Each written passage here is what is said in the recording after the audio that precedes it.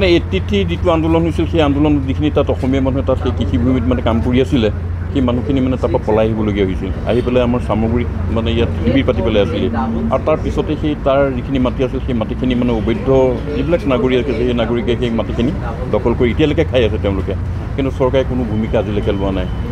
আৰু তাৰপিছত আমাৰ সামগ্ৰী ৰাজচক্ৰৰ এলেকাত যিমানবিলাক চৰকাৰী মাটি আছে বহুত এতিয়া আমাৰ এইখিনি গেৰুৱা মুখৰ কিনাৰ যিটো ৰিজাৰ্ভ আছিলে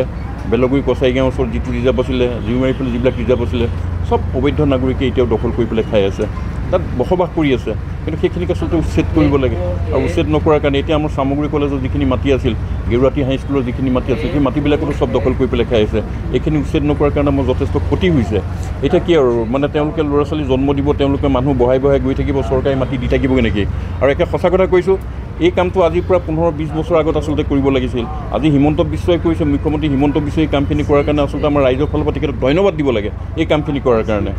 নহ'লে আমাৰ অসমৰ যি অসমীয়া মানুহৰ অস্তিত্বই নাইকিয়া হৈ যাবগৈ এটা সময়ত যিটো অৱস্থাত তেওঁলোকৰ এতিয়া জনসংখ্যা বাঢ়ি আহিছে এটা সময়ত আমাৰ অসমীয়া মানুহৰ অস্তিত্বটো নাইকিয়া হৈ যাব গতিকে আমি সম্পূৰ্ণভাৱে আমি সামগ্ৰীৰ পৰা সম্পূৰ্ণভাৱে ছাপোৰ্ট দিছোঁ মুখ্যমন্ত্ৰী এই ব্যৱস্থাটো লোৱাৰ কাৰণে তেওঁক আমি আচলতে ৰাইজৰ ফালৰ পৰা আমি ব্যক্তিগতভাৱে তেখেতক ধন্যবাদ দিছোঁ দেখিবলৈ পাইছোঁ যে 83 আন্দোলন জ্বলাই দিয়া হৈছিল তাৰ পাছতো গৈ পেলাই তাত আকৌ পুনৰ কৃষি কৰিবলৈ গৈ সোমাইছিল তেতিয়াও আচলতে সেই লোকসকলক তাৰ পৰা খেদি পঠোৱা হৈছিল ভয় ভাবো বহুতবাৰ তেওঁলোকক খেদি পঠোৱা হৈছে এতিয়া সেইখিনিয়ে নহয় এই মোৱামাৰী ৰিজাৰ্ভৰ পৰা তাৰ পৰা বহুতবাৰ খেদি পঠোৱা হৈছে কিন্তু খেদি পঠোৱা কিবা আকৌ তেওঁলোকে আকৌ দখল কৰিবলৈ লয় ঠিক তেনেকৈ আমাৰ কোটাইনী যিটো ৰিজাৰ্ভ আছে 3বাৰ মান এভেকশ্যন দিছিল এভেকশ্যন দিয়াৰ পিছত তেওঁলোক উঠি যায় তাৰপিছত আকৌ সেয়া ৰিজাৰ্ভ দখল কৰে প্ৰতিটো ইয়াত মানে সামগ্ৰী ৰাজচক্ৰৰ এলেকাত যিমানখিনি চৰকাৰী মাটি আছে সেই চৰকাৰী মাটি দখল কৰি আছে কিন্তু বহুতবাৰ তেওঁলোকক এভেকশ্যন দিছে এভেকশ্যন দিয়াৰ পিছত মানুহখিনি উঠি যায় কিন্তু তেওঁলোকে আকৌ আচলতে দখল লয় যদি এতিয়া যদি ভাল ব্যৱস্থা যদি চৰকাৰে যদি নলয় সেই আকৌ আগৰ নিচিনাই হৈ যাব নহয় চাওক এইবিলাক তেতিয়াৰ সময়ত এক ৰাজনৈতিক হেঁচা প্ৰয়োগ হৈছিলে আৰু ৰাজনৈতিক হেঁচা প্ৰয়োগ হোৱাৰ কাৰণে এই চাৰ্কুল অফিচটোৱে মানে এই মাটিবিলাক যধে মধে চৰকাৰী মাটিবিলাক যধে মধে ক'ৰবাত আবণ্টন ম্যাদী পট্টা দিছিলে কিন্তু আজি RTI তথ্যত আমি যিবিলাক লাভ কৰিছোঁ আপোনালোকে নিউজ কৰিয়ে আছে আমাৰ RTI তথ্যৰ ওপৰত নিৰ্ভৰ কৰি আপোনালোকে গোটেইবিলাক কৰি আছে আৰু ইতিমধ্যে মাননীয় মুখ্যমন্ত্ৰী ডাঙৰীয়াক আমি ইতিমধ্যে কমপ্লেইন দিছোঁ সেই কমপ্লেইন আহিছে ভেৰিফিকেশ্যন বিচাৰিছে ক'ৰবাত ন'টিচ দিব বিচাৰিছে কিন্তু সঁচা কথা ক'বলৈ গ'লে মোৱামাৰী যিটো ৰিজাৰ্ভ 70 নং দাগ আছিলে সেইটো তাতে আমাৰ RTI তথ্য মতে 1800 বিঘা মাটি আছিলে মোৱামাৰী ৰিজাৰ্ভত 1800 বিঘা মাটিৰে তাতে দুখন 1954 চনত তেতিয়া দুখন ফাৰ্মত তাত মাটি কৃষি ফাৰ্ম কৰিব পৰা নাই তাত কৃষি কাৰ্য কৰিবৰ কাৰণে তাতে আবণ্টন দিছিল চৰকাৰে এখন ফাৰ্মক দিছিল 200 বিঘা এইটো কোৰ্টৰ অৰ্ডাৰ কোৰ্টৰ এতিয়া ইয়াতে কোৰ্টৰ অৰ্ডাৰ আছে এই কোৰ্টৰ অৰ্ডাৰ মতে কৈছোঁ এইটো তেতিয়া হাইকোৰ্ট আৰু দেৱানী কোৰ্টে দুইটাই মানে অৰ্ডাৰ কৰিছিল যে এইটো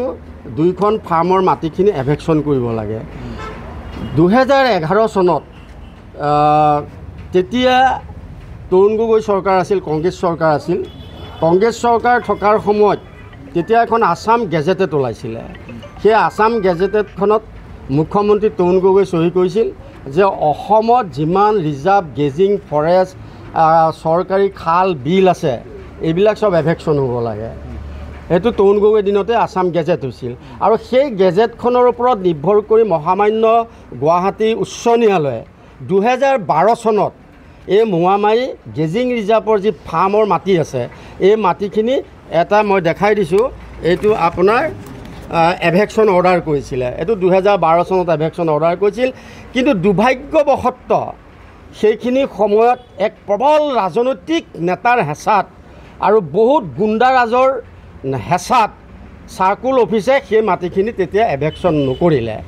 আৰু আজিও সেই মাটিখিনি সেইভাগেই থাকিল গতিকে এতিয়া মুখ্যমন্ত্ৰী ডাঙৰীয়াই এটা অৰ্ডাৰ কৰিছে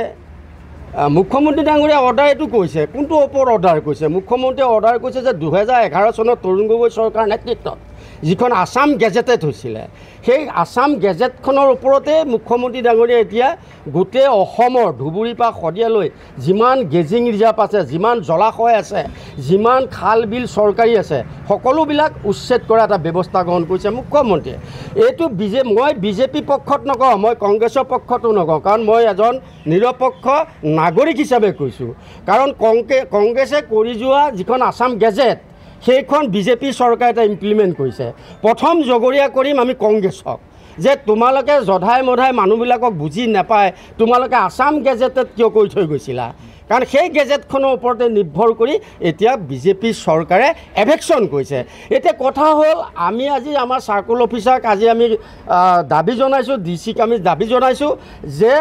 মোৱামাৰী ৰিজাৰ্ভত যি 1800 বিঘা মাটি চৰকাৰী আছে তথ্য অনুযায়ী, যিখিনি আমি তথ্যত পাইছোঁ, সেই মোৱামাৰী ৰিজাৰ্ভৰ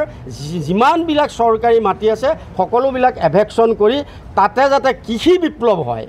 এটা ডাঙৰ কৃষি বিপ্লৱ কৰক। তাত কিন্তু এটা কথা, আমি তাত আদানী আম্বানীৰ পক্ষত নাথাকোঁ। আদানী আম্বানীক আমি মাটি দিলে তাত ঘোৰ আন্দোলন চলিব। তাতে থলুৱা মানুহখিনি দি কৃষি বিপ্লৱ কৰক।